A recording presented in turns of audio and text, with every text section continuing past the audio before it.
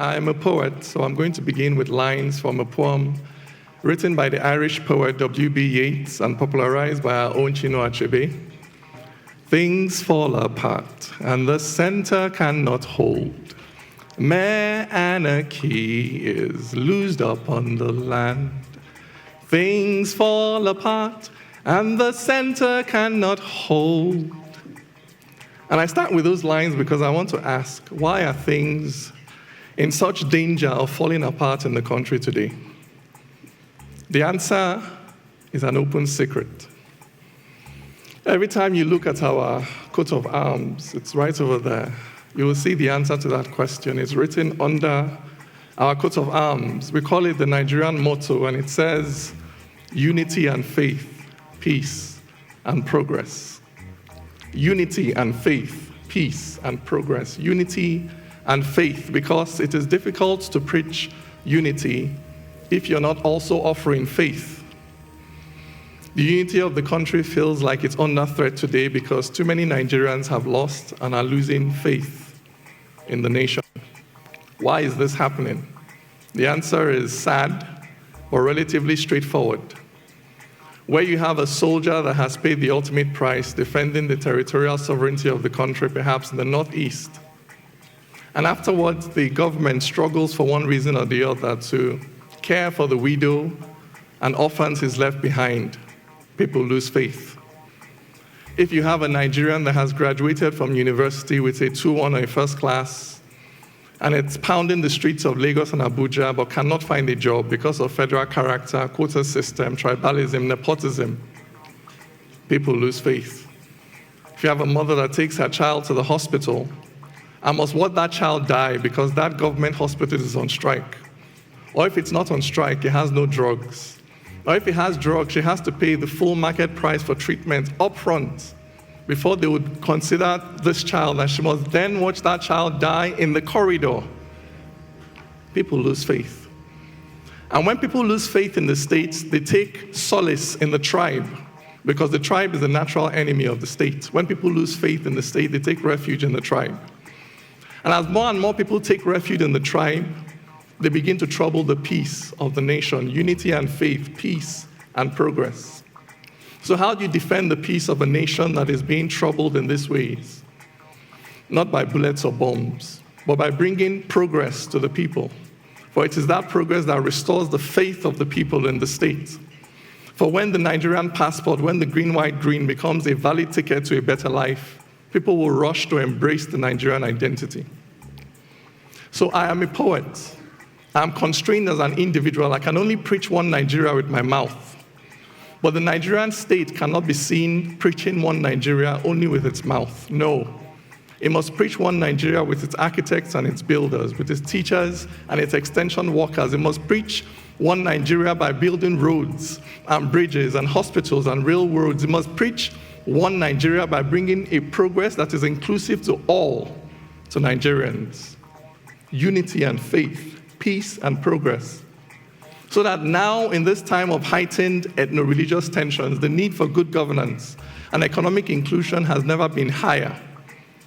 Because in the last 20 to 25 years, driven basically by worsening socioeconomic conditions, we have seen violent fronts open up all over the country. We have seen a militancy take root in the South-South, an insurgency take root in the Northeast. If this trend continues, how many more fronts may open in the next 20 to 25 years? At how many fronts can the Nigerian state fight simultaneously? Therefore, the issue of good governance and economic inclusion has become an existential one for our nation. If we are not able to turn the tide and begin to effectively deliver a better life to Nigerians across board, then it is only a question of time before the Nigerian state begins to buckle under the increasing weight of these multiplying socioeconomic contradictions. But there is hope. In South Africa, in the aftermath of the collapse of apartheid, people predicted chaos and bloodshed. Those predictions did not come to pass, chiefly because of the decision of one man to stand up for the common good of all South Africans, white or black. We need the same thing to happen here. We need our government to commit to stand up for the common good of all Nigerians, regardless of faith, tribe, political affiliation.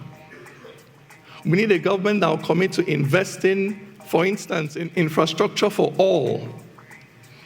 Investing in the roads that unite, in the bridges that bind, in the railways that connect. Investing in our unity schools as they were meant to be.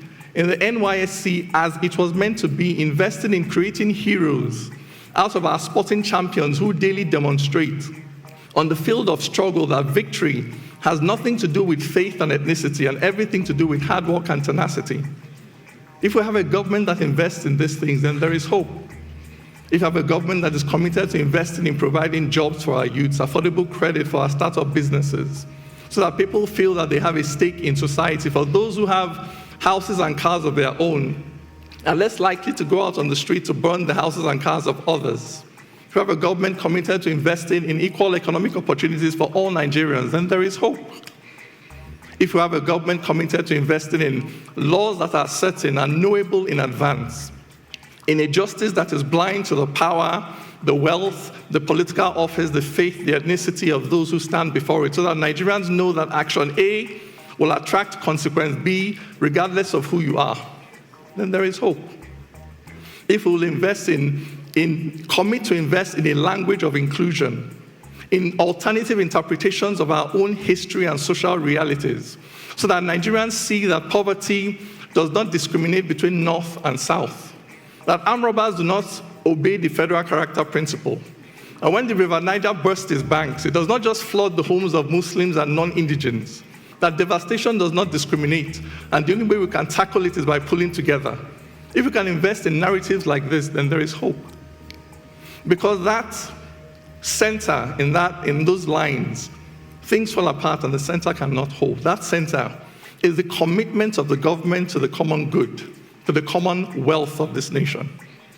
Now, I am not the government, I'm just a poet. So I can only contribute my poems to this struggle for economic inclusion, for social justice and national integration. So I'm going to leave you this morning with a poem titled, The Wall and the Bridge. If a white man turned and called me nigger, my blood would boil in righteous anger, for the evil of discrimination is clearly established when a white man tries to treat me like rubbish. But if Hausas say Igbos are greedy and crude, and Igbos say Hausas are haughty and rude, and Ijaw says the Shekiri must die today, and Ezra tells Zulu there is no other way.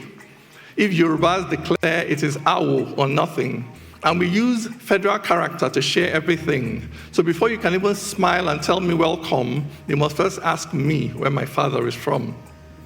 If those who were settlers but now indigents say those who are settlers can't become indigents, and the Constitution says we are all citizens, local governments keep issuing certificates of origin. If my brother passed JAM but can't go to uni because he is Tiv and he's not Kanuri, and UniMaid has a quota for its catchment area, so he must go back to Benue or wait one more year. If it's okay to say it's not okay to marry someone just because they are Kalabari and that every tribe should have its own side, are we not then practicing apartheid? If you cannot buy land unless you're a native and cannot find work unless you're a native and cannot feel safe unless you're a native, how can we then say we're not primitive? Yet, you go to London and get their passport, then settle wherever, however you want. You stand there and fight for equality, but come back and start to use ethnicity.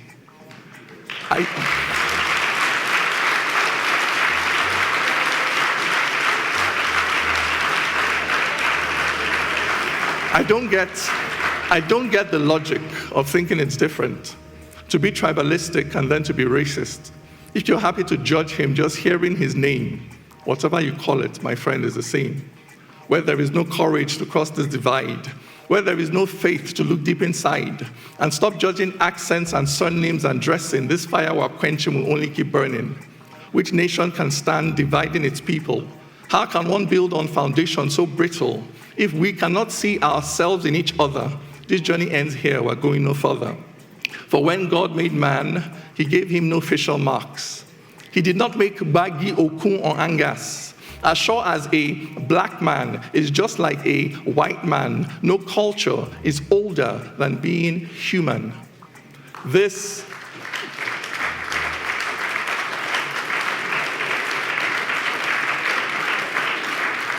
This is the truth.